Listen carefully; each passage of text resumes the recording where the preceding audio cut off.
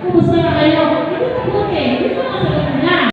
Ang resources number, during the Gender Equality Seminar 2019, with the theme, Addressing Gender Equality with Teaching Strategy, on October 30, 2019 at Tierra Nature Park, Cuenca, Batangas, and has completed 8 training hours.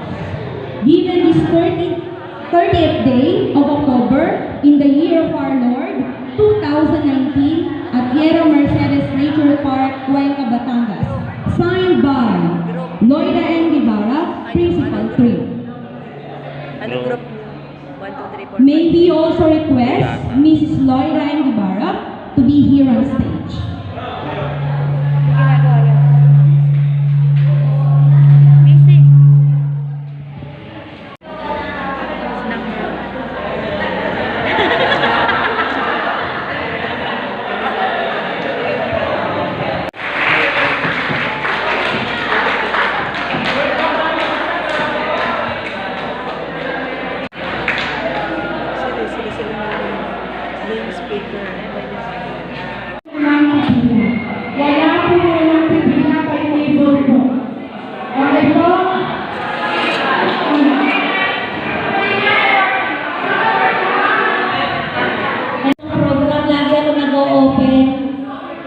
Ayan.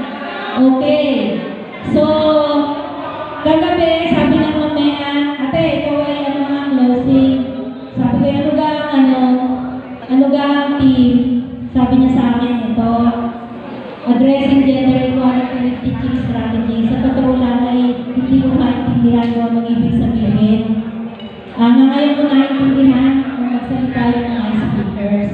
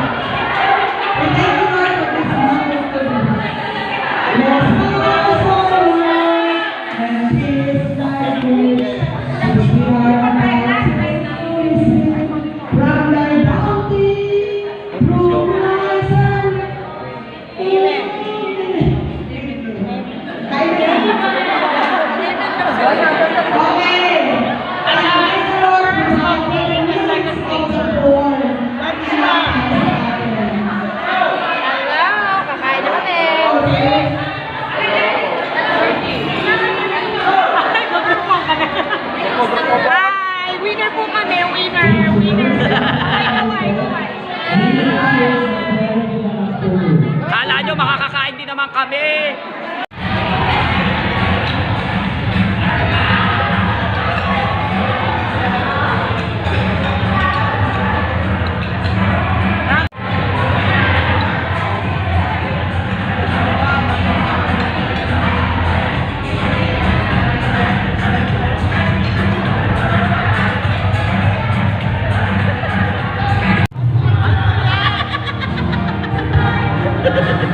Teka lang, ang legs ko. Ang legs ko. Ano ba yung watu-watu pa ulit-ulit? Paulit-ulit. Kira-kira ang legs mo ah.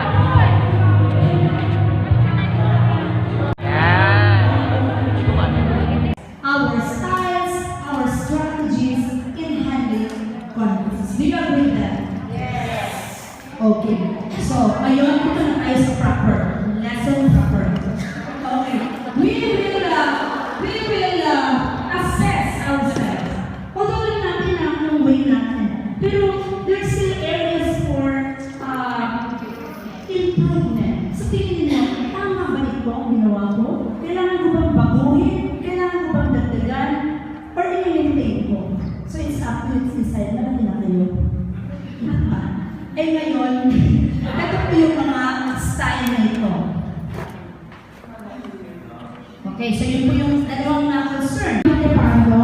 And Sir Para. Good morning. Well, of course, to our excellent, competitive, intelligent, and all the positive adjectives. Or my colleagues or co-teachers, good morning. Okay, so sabi nga ni Mama are already excellent. So one of the topics, mamaya kasi, pagsasawaan niyo ako ng isa pa to. Addressing gender equality with teachers.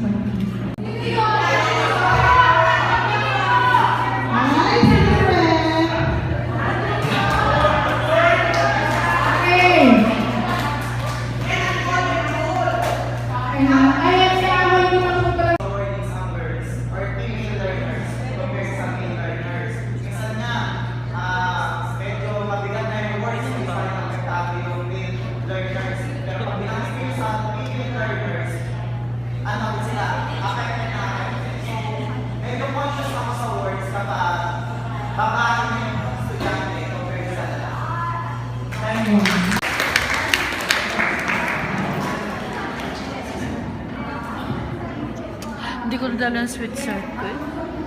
Ginaw na naman. Binuksan ang aircon. Again, good morning to everybody. May I end your hearings para maintindihan niyo, especially to those who are new to our profession.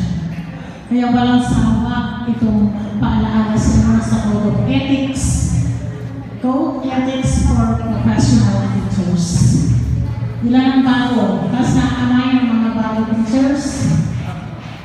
Pakisuyo. So, you are 26. So, 24 plus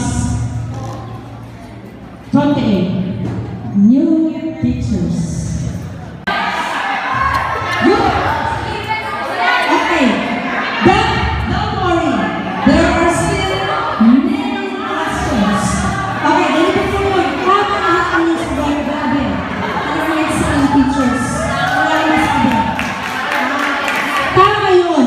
Ang conflicts. Yes, conflicts. Bakit?